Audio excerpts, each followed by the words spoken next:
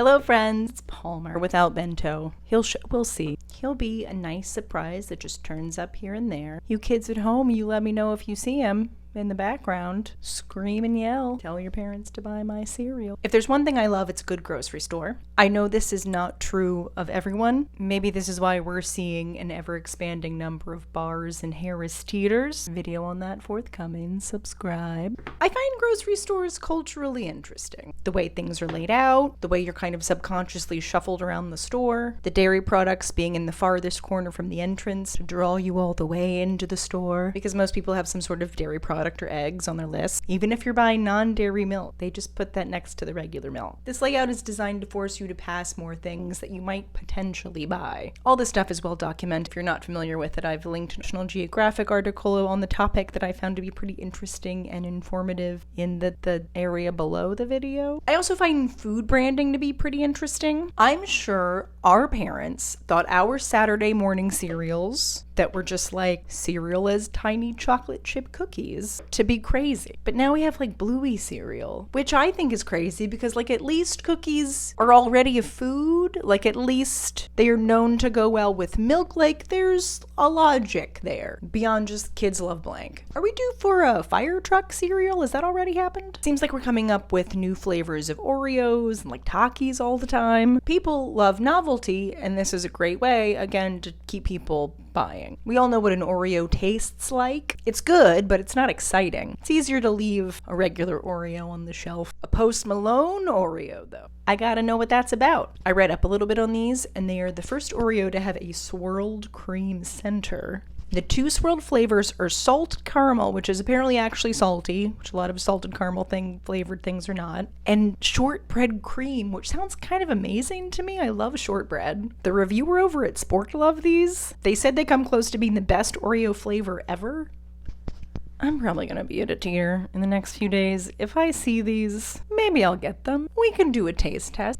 Also, shout out to Post. We saw him last year at Love and Life Fest. He was great. Post is definitely watching my videos about Charlotte grocery stores. They released the Love and Life schedule this morning, yesterday. People don't like it. People aren't happy. Post Malone Oreos aside, I usually have good restraint and am not often buying the exciting new flavor of Oreo or Taki, but I want to know what it is. I'm curious. Show me the weird flavor explosion mashup illustration that you came up with for the packaging. I want to see that. I always feel like there's some old marketing graphic design guy who's been at like Ruffles for forever. And it's just like, people like the regular chips. They're salty and delicious and they're good with a turkey sandwich. And the executives are like, too bad, old man. We're moving forward with our sour cream and bacon Ruffles. Make us a picture of sour cream and bacon oddly plated together for the bag.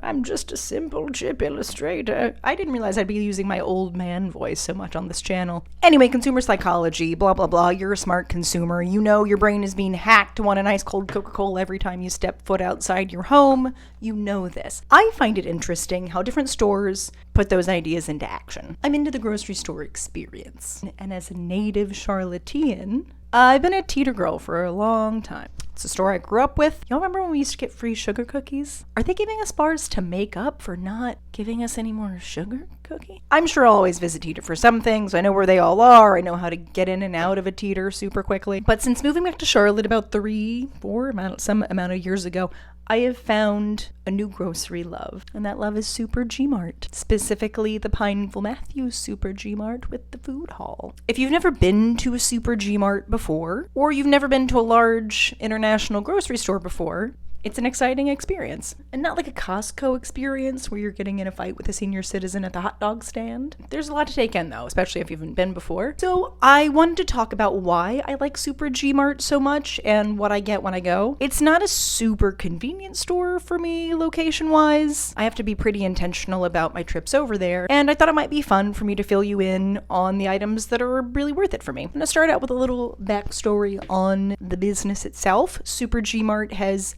made a splash on the North Carolina supermarket scene since its first location opened in Greensboro in 2008. It's headed up by Irene Hahn, who is the CEO, love a girl boss, and is a family-owned business. It offers what I would call a premier international grocery shopping experience. And I want to emphasize international because it gets referred to as an Asian grocery store, and like it definitely is that. And its satellite businesses are Asian focused. There's a store within the store for Asian skincare products. There's a tour le jour and French Asian bakery, and the food hall features Asian cuisine. But the store itself offers more than just sort of Asian focused items. There are products from South and Central America, but also Africa, Middle Eastern, Turkish, Central Europe, Eastern Europe. The word G in Super G Mart actually stands for global. The more you know. There are now 2 locations here in Charlotte in addition to the original Greensboro location. This location that I'll be talking about today, the Pineville-Matthews location,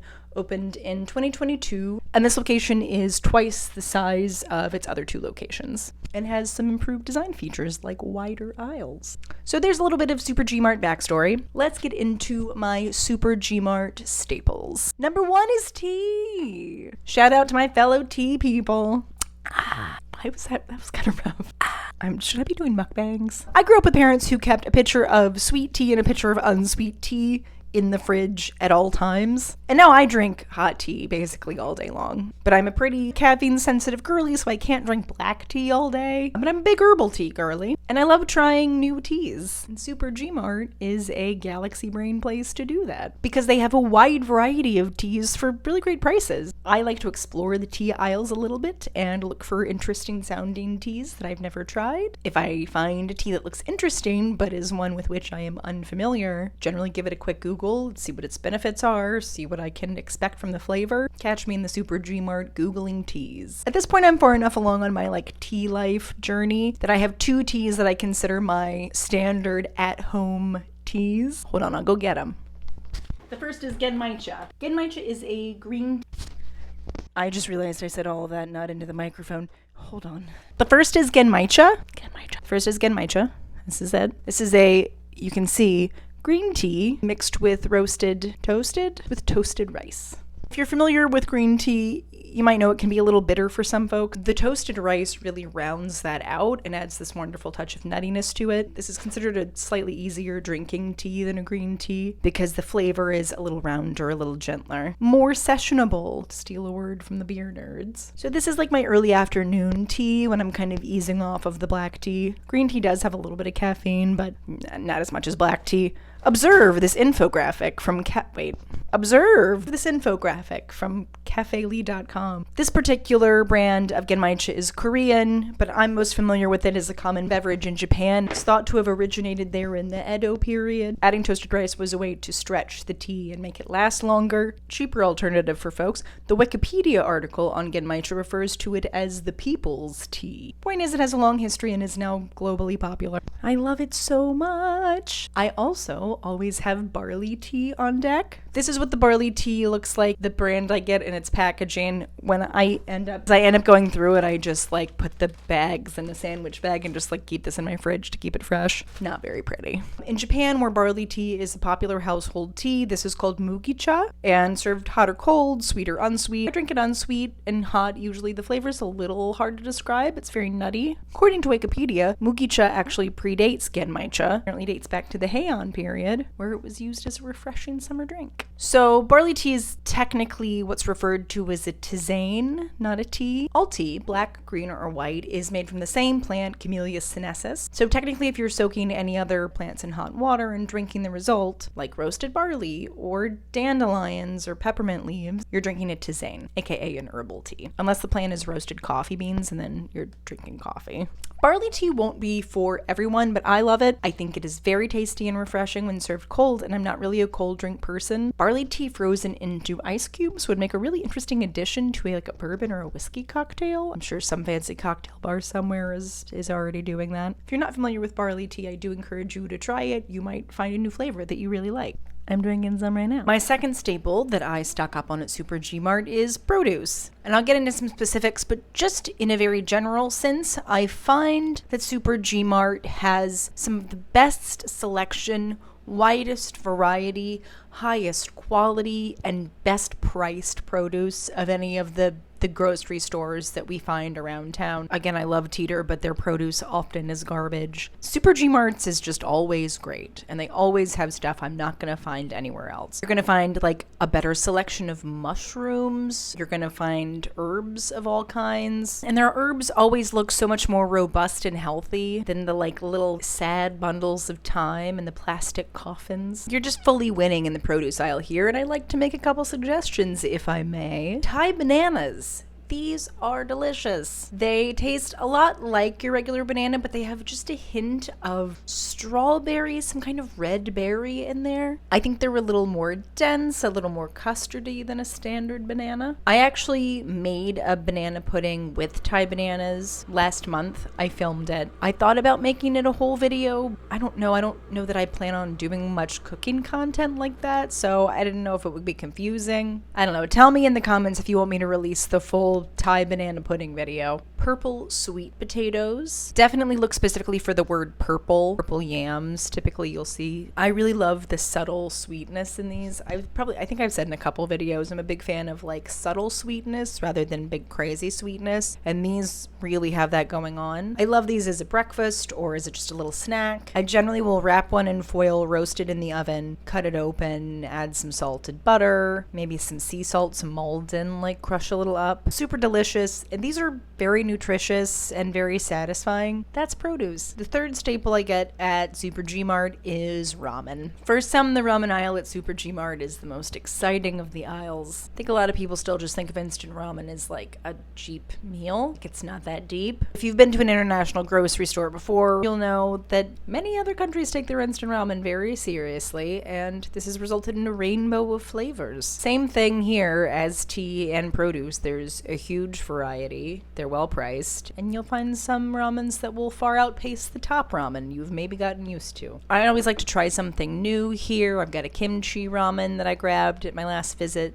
The Bulldog brand is very popular, so you'll see a lot of different flavors within that brand. So, take a minute to explore the ramen aisle. Stop and smell the ramen. I guarantee you'll find some new flavor that excites you. My fourth Super G Mart staple is rice. At home when I cook, I try to do a decent job of pairing the right rice with the right meal. Basmati rice, if I'm making an Indian dish or an Indian-inspired recipe. A nice, maybe a Carolina Gold rice if I'm doing something a little more southern. And I like using a short grain rice or a sushi rice for any Japanese leaning or even Chinese leaning dishes that I make at home. I like the texture. I like how it clings together. I like that stickiness. So I tend to keep multiple types of rice in my house, and Super G Mart has an incredible variety, especially of these sort of fancy short grain rices.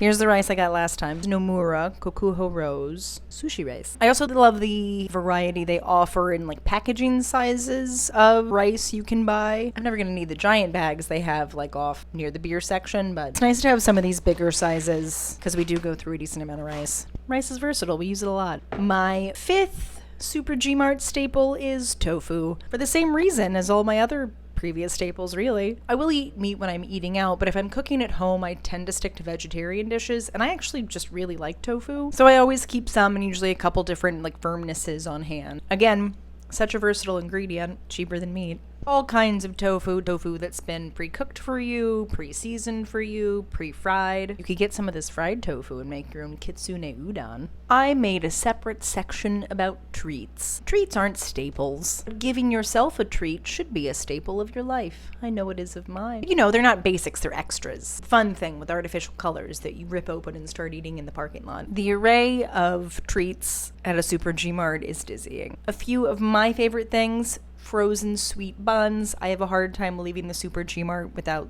some kind of bun. I love anything sweet, red bean, adzuki. I just love this flavor. It's mild and nutty. It's what I like. If you're also a sweet red bean fan and you're anything like me, you might be tempted by some of this mochi that you're gonna see around the store that's just like not frozen. It's just kind of like out with the candy and stuff. I've been burned by these too many times. They can be fine, but frankly not good enough, and I've run into too many that are just like not good that I've quit buying these. I think for something like this, whatever is in it to make it shelf stable doesn't help the flavor, the texture. These always smell and or taste a little bit plasticky to me. Like sweet red bean, I would go for the frozen section rather than the light candy section. I would recommend White Rabbit candy, but it will rip your fillings out. I think it's a great Chinese candy. It's got an edible wrapper. I love the branding, but it's rough on molars, let me tell you that. So there you go. That's what I get at Super G Mart. I mentioned early on this Super G Mart has its own food hall. I've walked through it and kind of around it. I haven't sat down and really eaten there. I think I may make a whole other video for that if you guys are interested. I love shopping at the Super G Mart, but again, it's kind of a haul for me, and I don't know if I just like use up my energy being excited about being there or what, but I find that after a grocery shopping trip here, I'm kind of exhausted and don't really want to hang out and like eat anything. I just want to go home. But if you want to see that as a future video, let me know. Oh, also, in addition to the food hall, there also is a little Korean deli in the back corner, kind of where that dairy corner is in a standard Western grocery, like the farthest you can get from the entrance, like far back. This is great if you do just want to like maybe grab a little something that you can just plop down and eat when you get home. This is always the curse of grocery shopping, is you get a lot of stuff that you want to make, but then by the end of the grocery shopping trip, you're too tired to cook. Got some great grab-and-go Korean options in this little deli in the back. I hope this video has given you a reason to visit Super G Mart, or whatever your local international grocery store may be. I'm always looking to spend my money with smaller local businesses. I don't know if I want to call Super G Mart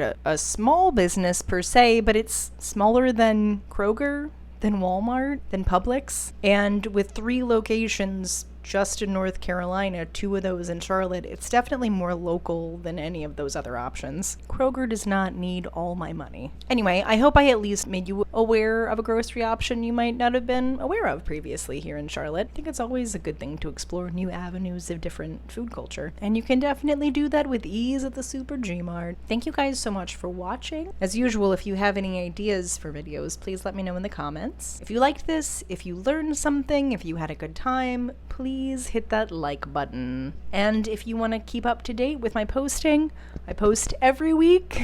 I am trying to post on Thursdays, shooting for Thursdays so I can have Fridays to just like chill a little bit, but obviously I've not been doing this for very long, and I'm iterating and improving with every video and always figuring out how to make this easier for me and better for you. Thanks for sticking with me through the ups and downs. I also want to say subtitles have been kind of inconsistent in style up to this point, and I apologize for that. I'd rather give you guys kind of like weird or slightly inaccurate subtitles than give you none at all. So rest assured, I always will give you subtitles. It just might take me a little bit to figure out how best to do that. Anyway, if you like me, go to the Super G Mart. Tell me in the comments what your staples are, what you tend to get or tend to stock up on when you go. If you have any international grocery store that you go to, please share with me what you tend to get, what you like to get when you go. If you're enjoying this content so far, you're just enjoying listening to me ramble about stuff, great, please subscribe. I'll ramble more. That's the plan. I will give Bento your love. I'm sorry we didn't see him this week. He's sleeping upstairs. He's a lazy man. Thanks so much, you guys. I'll see you next week. Bye.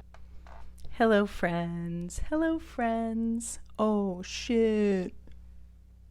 Jesus.